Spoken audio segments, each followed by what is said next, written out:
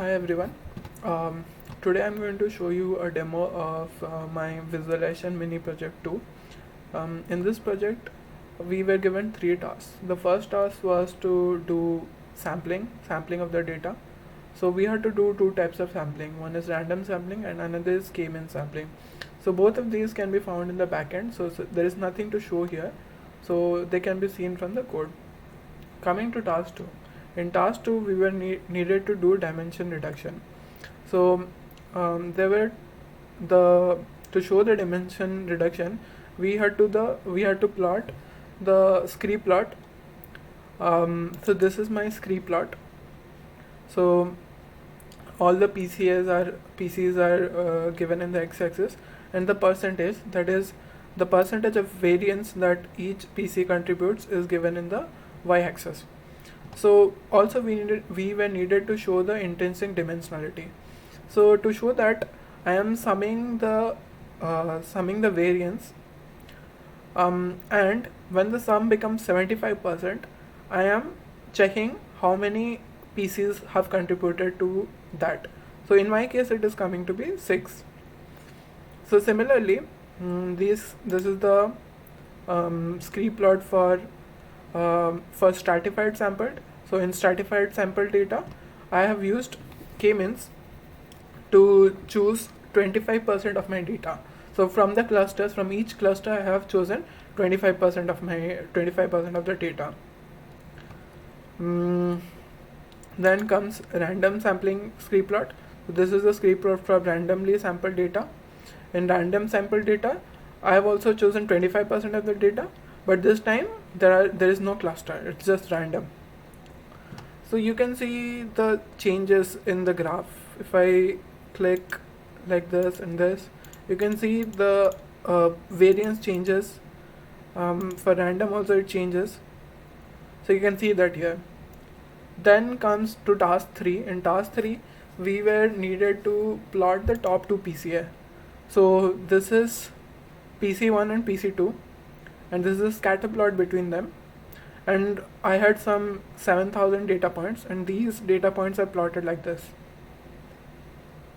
Then comes the scatter plot for stratified data. So this is my stratified data. You can see that stratified data and the original data are quite similar, right? And then when we plot the scatter plot for random data, you can see that it is missing some values, like the bottom part is kind of missing from the data. So it's like it's more clustered together, right? Yeah, so this was the scatter plot for the top 2 pieces. And then comes the MDS. So this is MDS graph. In x-axis I have MDS axis 1, and this is MDS axis 2, and I have plotted the MDS graph. You can see that. So originally my data had some 7,000 points, but plotting this, calculating the MDS for 7,000 points was taking forever. So I just chose around 500 data points to show the MDS. Then comes, so this was MDS for Euclidean distance. So MDS Euclidean on stratified data. So this is MDS Euclidean on random data. It's quite different from the Euclidean from the stratified data. Then comes so this is MDS correlation on stratified data. This is MDS correlation on random data. And then then comes scatter matrix.